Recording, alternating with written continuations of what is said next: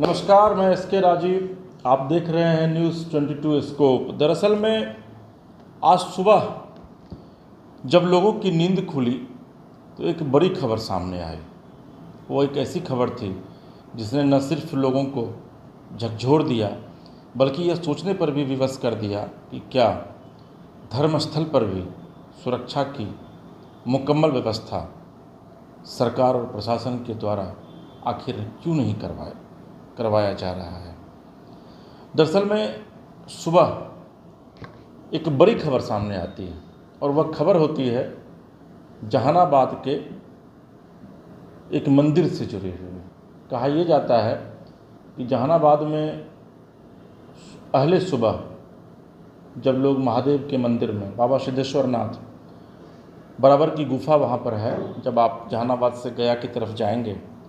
तो उसी सड़क में लगभग 10 किलोमीटर भीतर जाने के बाद जो है वो पहाड़ पर बाबा सिद्धेश्वर नाथ हैं। बराबर की गुफा के नाम से वह जगह प्रसिद्ध है और वहाँ पर लोगों की यानी कि भक्तों की लंबी कतार जो है वह देर रात से ही लगी हुई थी, क्योंकि आज सावन की चौथी सोमवारी है और लोग जल चढ़ाने के लिए जो भक्तगण हैं वह देर रात से ही वहाँ पर अपना डेरा डाले हुए थे। और 1 बजे रात के करीब जो पहली जानकारी मिलती है कि 1 बजे रात के करीब वहाँ पर भगदड़ मचती है और उसमें 7 जो कांवड़िए होते हैं, जो 7 श्रद्धालु होते हैं, उनकी मौत हो जाती है और 1 दर्जन से ज़्यादा जो श्रद्धालु हैं वो घायल होते हैं। आश्चर्य की बात यह है कि जो बाबा सिद्धेश्वर नाथ का मंदिर है वो इस इलाके का काफ़ी लोकप्रिय मंदिर है। वहाँ के लोगों की काफ़ी बड़ी श्रद्धा है उस मंदिर के प्रति और हर एक साल सावन के महीने में हजारों श्रद्धालु वहाँ पर जलाभिषेक करने महादेव का जाते हैं और चौथी सोमवारी के मौके पर भी हजारों श्रद्धालुओं की भारी भीड़ उस मंदिर में थी। लेकिन सुरक्षा के नाम पर एनसीसी के कुछ कैंडिडेट्स को वहाँ पर लगाया गया था। जो जानकारी मिल रही है उसके मुताबिक वहाँ पर किसी फूल वाले के साथ नोकझोंक होती है श्रद्धालुओं की और वो नोकझोंक फिर लड़ाई में तब्दील हो जाती है और उसके बाद वहाँ भगदड़ मच जाती है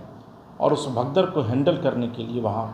पर्याप्त संख्या में पुलिस बल मौजूद नहीं होते हैं, जिसकी वजह से 7 लोगों की जानें जाती हैं, जिसमें 6 महिला है और 1 पुरुष है। 1 दर्जन से ज़्यादा लोग घायल भी होते हैं। एक बड़ा सवाल यह उठता है कि आखिर सावन जैसे मौके पर जबकि देवालयों में शिवालयों में भक्तों की भारी भीड़ उमड़ती है, ऐसी स्थिति में क्या ये सरकार और जिला प्रशासन का दायित्व तो नहीं है कि वो तमाम ऐसे मंदिर हों जहाँ पर कि बड़ी संख्या में भक्त जाते हैं वहाँ पर फोर्सेस की व्यवस्था करें, वहाँ सुरक्षा की मुकम्मल व्यवस्था की जाए। और अगर नहीं की जाती है तो फिर ये 7 मौतों का जवाबदेह आखिर कौन होगा।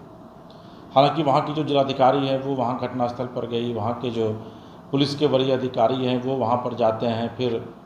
एक प्रेस नोट जो है वो जारी किया जाता है और उसमें जो अमूमन आप देखते होंगे कि घटना होने के बाद जिस तरीके की जानकारी प्रशासन के द्वारा दी जाती है वही जानकारी कमोबेश दी गई और यह उसमें कहा गया कि भगदड़ मचने की वजह से 7 लोगों को अपनी जान से हाथ धोना पड़ा। लेकिन एक बड़ा सवाल निश्चित तौर पर इसके पीछे है कि अगर शिवालयों में इतनी भारी भीड़ इन दिनों उमड़ रही है और ख़ास करके सोमवार को, तो फिर स्थानीय प्रशासन सुरक्षा के मामले को लेकर आखिर क्यों कुंभकर्ण निद्रा में सोया हुआ था। ये जो 7 जाने गई है इसका जवाब कौन देगा। और क्या महज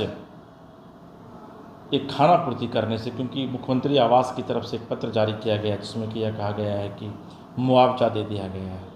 क्या प्रशासन के द्वारा मुआवजा दे दिए जाने भर से उस परिवार के भीतर फिर से वो खुशियाँ लौट पाएंगी? क्या वो परिवार के लोग जिन्होंने अपनों को खोया है क्या फिर से वो उन्हें पा सकेंगे? यह एक बड़ा सवाल है और इस सवाल के साथ ही हम आपको छोड़ जाते हैं, क्योंकि कहीं न कहीं से प्रशासन के साथ साथ हमारी और आपकी भी जिम्मेदारी है कि हम आप अगर जब भी जाते हैं किसी भी शिवालय में, किसी भी देवालय में,